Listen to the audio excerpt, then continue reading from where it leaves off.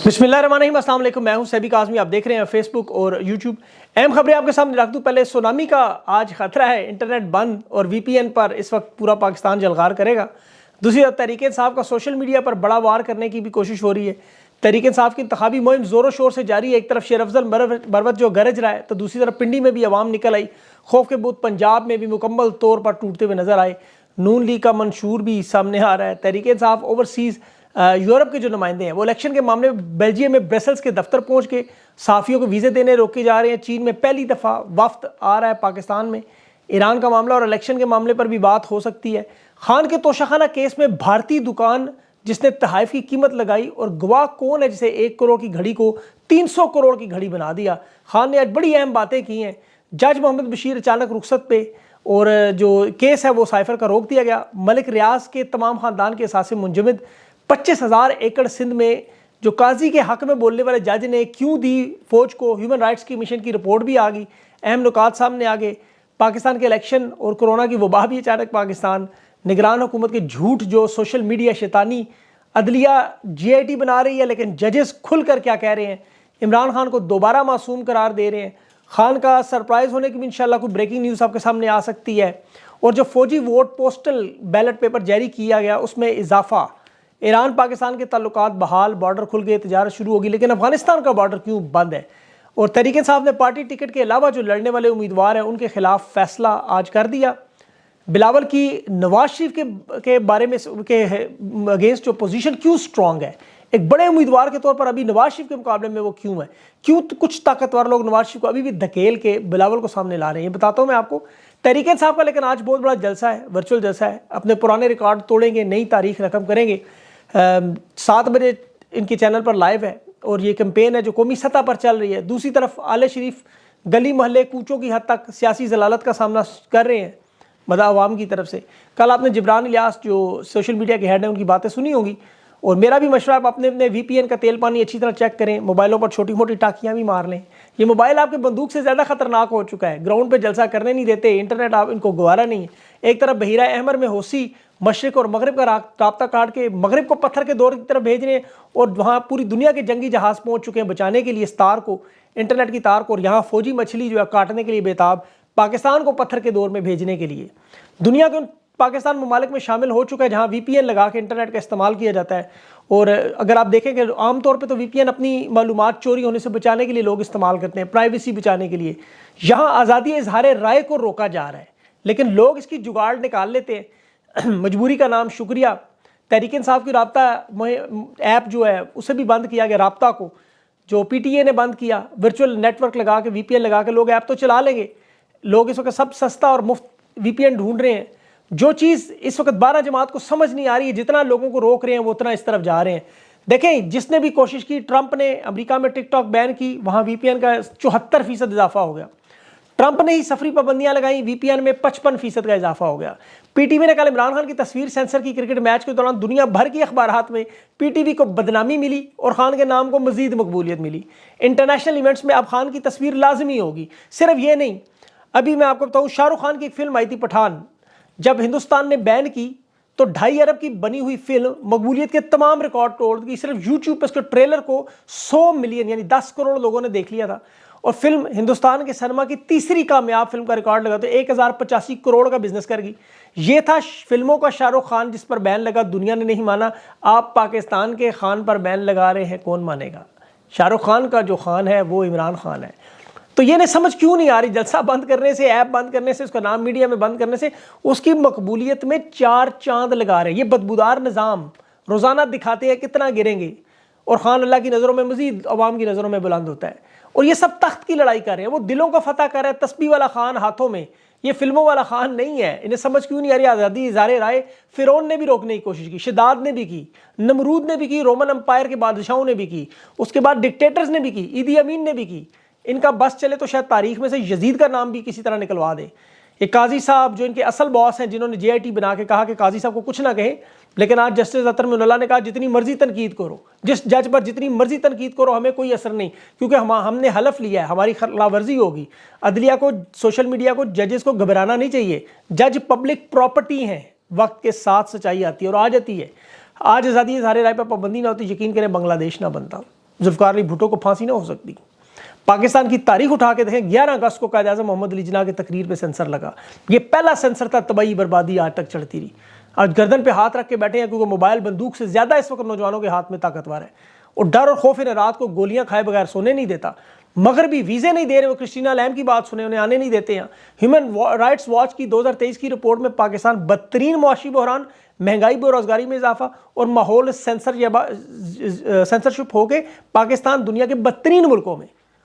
आज खान की देखें गुफ्तगू, एक गवाह दुबई से पकड़ लाए तोशाखाना केस में, जो आज खान ने जो बात की कि जितने भी तहाइफ इन्होंने इनकी कीमत लगवानी, ये दुबई में एक भारतीय शहरी की छोटी सी दुकान में चले गए। सारा केस उस गवाह पे था, बाकी सारी दुनिया ने रिजेक्ट कर दी। 1 करोड़ 80 लाख की तहाइफ को 300 करोड़ तक जा पहुंचाया। और इनकी खान ने तो ये भी कहा, ये तहाइफ की कीमत बड़े साहब को खुश करने के लिए, ऊपर बैठे हुए साहब सुन रहे हैं, सारा फायदा तोशाखाना से बाजवा साहब ने सबसे ज्यादा लिया। आप जाके चेक करें, ये भारतीय दुकान से क्यों गवाह ला रहे हैं 1 करोड़ के 300 करोड़ तक लाने के, कि मोदी सरकार को खान की सबसे ज्यादा तरकीब का सामना करना पड़ता। याद रखें, पाकिस्तान और भारत के जैसे भी ताल्लुकात थे, ये भारतीय गवाही का बड़ा मामला है ये, और वो भी अरब अमारात में। तो भारत और अरब अमारात के नेक्सस को आप समझ सकते हैं कि किस तरह नवाज शरीफ को लाना ये भी उनकी बहुत बड़ी डील थी, और इमरान खान को हटाना आज वही लोग मदद कर रहे हैं। इमरान खान ने जो आज बात की एक और नरेंद्र मोदी के बारे में, कभी रब्ता नहीं किया। अभिनंदन के हवाले से भी मोदी से कभी कोशिश नहीं की, साहब झूठ बोलते रहे कि जी खान ने किया, उन्होंने बाजवा साहब ने किया सब कुछ। और खान ने कहा जिस तरह मुझे नायल किया, अदालत का फैसला मुअत्तल हालांकि हो चुका है सजा का, और भगोड़े इश्तिहार जो नवाज शरीफ है उसको इश्तिहारी को, खान की पटिशन को नहीं सुन रहे, इलेक्शन मुहिम नहीं चलाने दे रहे तहरीक इंसाफ को। और जमहूरियत में उम्मीदवार के कागजात नामजदगी मुस्तरद के बाद अपील तो सुनते हैं, अपील मुस्तरद, लाहौर हाई कोर्ट फैसला ही नहीं दे रहा, 6 दिन हो गए, तहरीरी ऑर्डर्स तक नहीं दे रहे। इससे होगा क्या, सियासी अदम इस्तेहकाम बढ़ेगा। और यहाँ तो खान को उन्होंने गुस्सा दिया, खान ने कहा मैं सियासतदान हूँ, बंदूक तो कभी नहीं पकड़ सकते हाथ में। इलेक्शन कमीशन फिक्स मैच खेल रहा है, इंट्रा पार्टी के मामले को जानबूझकर इन्होंने इल्तवा किया, और अब एक चोरों का टोला ला के मुसल्लत करने की कोशिश। कानून की हुक्मरानी ख़त्म है, लेकिन खान का बयान है आखिरी गेंद तक लड़ेंगे। जो ज्यादती और जुल्म कर रहे हैं इस पूरे सिस्टम में, देखें अभी भी कुछ लोग हैं जिन्हें उनका ज़मीर मुलामत करता है, और वो फिर ज़मीर के हाथों तंग होते हैं। आप यकीन करें, खुदा की कसम तंग होते हैं, मैं आपको गारंटी दे के कहता हूँ। अडयाला जेल में अभी जज मोहम्मद बशीर 3 साबिक वज़ीर आज़म को सज़ा दे चुका है। समात के दौरान अचानक तबीयत ख़राब हुई, जेल से फ़ौरन अस्पताल, पता चला जी ब्लड प्रेशर शूट कर गए। ये वही जज है जो 14 मार्च 2024 को मोहम्मद बशीर रिटायर होगा। इसके रिटायरमेंट से पहले अभी 24 जनवरी को इसने छुट्टियों के लिए इस्लामाबाद हाई कोर्ट में दरख्वास्त डाली कि जी मेरी तबीयत ठीक नहीं, ड्यूटी के लिए मत बुलाएं। लेकिन इससे पहले इसकी बहन जिस दिन फोत हुई, अगले दिन इसको उठा के लाए घर से कि नहीं तुमने फैसला देना है नवाज शरीफ का। अब रिटायरमेंट से पहले से कहते हैं खान को सजा दे दो, फिर निकल जाओ। अब रोज़ाना की बुनियाद पर यह केस खान और बुशरा बीबी के खिलाफ सुन रहा था, लेकिन इंसान है, ज़मीर भी मुलामत करता है और परेशानियां भी हैं। करामुल कातबीन भी बैठे हिसाब किताब लिख रहे हैं, पता है कायनात के सबसे बड़े जज के सामने कैसे जाना है। तो बीमार हो जाने में ही आफियत है, बीमार रहें, यकीन करें इसी में बेहतरी है इनकी। अलकादिर ट्रस्ट में भी इन्होंने पूरी कोशिश की, मलिक रियाज को वादा माफ गुमा बनाए, बड़ा मजबूत केस बन सकता था, लेकिन ये भी अल्लाह की मदद है, मलिक रियाज नहीं मान रहा, वो जानता है झूठ है ये। उसका उसके बेटे अली रियाज मलिक के तमाम असासे मुंजमद कर दिए। पहले इन्होंने उसका एक रिकॉर्डेड इंटरव्यू रखा हुआ है कि लगाए, लेकिन अब जुरत कौन करे, कौन सा चैनल, कौन सा एंकर जुरत करेगा कि वो इंटरव्यू चला सके। मलिक रियाज की वजह, उसकी ताकत देखें, ये जो जितने भी ताकतवर लोग हैं, रिटायरमेंट के बाद जब नौकरी चाहिए होती है सीधी मलिक रियाज के पास जाते हैं। आज भी मलिक रियाज के पास सारे थानेदार, हवलदार, चौकीदार सारे आपको नजर आ रहे हैं वहाँ पे, और ये अपने अपने वक्त के बड़े बड़े फिरौन थे। इसीलिए मलिक रियाज पर हाथ इतनी जल्दी नहीं डाल सकते, उसे ब्लैकमेल कर रहे हैं, डरा रहे हैं, उसे काजी फाइज को इस्तेमाल कर रहे हैं, सासे मुंजमद कर दें। वो कौन सी बड़ी बात है, पाकिस्तान में इसहाक डार के सासे मुंजमद हुए, वापस आया, 76 करोड़ तनख्वाह दे दी। नवाज शरीफ को देख लें, सूद के साथ इन्होंने पैसे वापस किए सारे उन्हें। मलिक रियाज को पता है कुछ महीनों की बात है, ये खुद मुझे मेरे एहसास से वापस करेंगे। खान के खिलाफ वादा माफ गुआ बना तो ये फिर बैरिया टाउन सब फारिग है, माजी का किस्सा बन जाऊंगा, क्योंकि किसी ने फिर ये खरीदनी कोई जगह नहीं है। खान को जिसने सताया उसने फिर रक्षा ही चलाया, या तारीख आप उठा के देख ले, वरना टाइम बड़ा है, वीडियो लंबी हो जाएगी। मसाइल का जड़ ये अदलिया है, इसके जजेस हैं हमेशा। काजी फाज 10 महीने बाद रिटायर हो जाएगा, कौम इसे याद रखेगी, यकीन करें। इलेक्शन से ठीक 25 दिन पहले इसने पाकिस्तान की मजबूत तरीन जमात 5 करोड़ अवाम से उनका हक छीना, 25 दिन पहले बल्ला छीना। लापता अफराद की पटिशन इसने नज़रअंदाज की, और मिलिट्री कोर्ट्स बना दी, ख़वातीन के केसेस नहीं सुनता था ये। फैज़ाबाद का धरना केस चल रहा है, ये 9 मई करता रहा। 62 1F के नायली के मुकदमा चल रही है, उसमें भी 9 मई गर्दान। नवाज शरीफ को जिस तरह इसने ऐल किया, मुशर्रफ का केस, जुल्फ़िकार अली भुट्टो केस लगाए, इसके दामन पे बहुत दाग लग चुके हैं, बहुत ज़्यादा। लोग वकला को कसूरवार ठहराते हैं, यकीन करें वकला का कोई कसूर नहीं। ये तहरीक इंसाफ वकील करती थी, उन्होंने जज कर ली। ये कानून के ऊपर जाके सारी वारदात है। देखिए पाकिस्तान की अवाम एक दिन के लिए वीआईपी बनते हैं, माजेगा में गुड्डू पप्पू, इलेक्शन का दिन एक दिन होता है उनसे, वो एक दिन उन्होंने छीन लिया। पाकिस्तानी मजदूर, किसान, रिक्शे वाले, तंदूर रेडी वाले, सारा दिन जो बेचारे अखबार सही तरह नहीं पढ़ सकते, 8 फरवरी को बैलेट पेपर पर वो 50 निशानों में से बल्ला ढूंढ लेते। अब काजी फायज अपनी रिटायरमेंट के बाद महसूस, ये लोग तो इंशाल्लाह अपना उम्मीदवार का निशान ढूंढ ही लेंगे, लेकिन काजी फायज और इन जैसे लोगों के लिए बड़ी अफसोसनाक जिंदगी है। मैंने कल रात को भी एक डॉक्यूमेंट्री देखी इस तरह के लोगों के बारे में।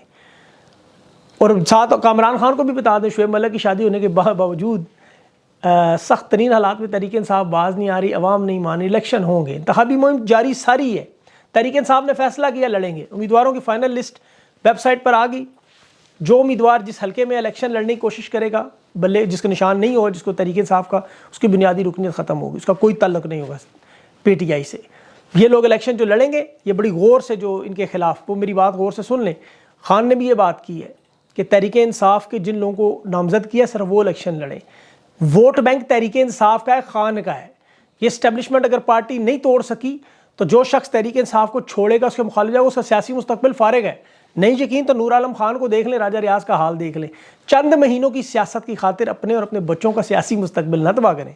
आपके सामने चौधरी परवेज़ इलाही, इस उम्र में शाह महमूद कुरैशी, सारे लोग खड़े, उन्हें पता है इंतखाबी मुहिम जहाँ तहरीक इंसाफ की इस वक्त ज़ोरों शोर पे है। अच्छा, वहाँ नून लीग का भी सुन लें, 71 में वो 71 में ख्वाजा आसिफ बंदे से कह रहा है हर जायज़ और नाजायज़ काम करूँगा, वोट मुझे दे दो, क्योंकि ये खुद नाजायज़ तरीके से 2018 में जनरल बाजवा के जरिए इलेक्शन जीता। आज भी इसे उम्मीद है कोई से नाजायज़ बनाने में जायज़ बना देगा। आलिया हमजा ने वोटर से दरख्वास्त की कि 9 महीने से जेल में हूँ, मेरे लिए वोट मेरे हल्के में इकट्ठे करें और उसकी हिफाजत करें। शहरबानों ने कहा मैं शाह महमूद कुरैशी की बेटी हूँ, अवाम मेरा ख्याल करे, जेल में मेरा बाप मुश्किलें काट रहा है। मेरा ज़ाती ख्याल है कि अवाम भी यही कह रही है। जहाँ तक इनकी बात कहते हैं ना, साड़ी गल हुई तो अवाम, तो हमारी भी गल होगी अवाम में।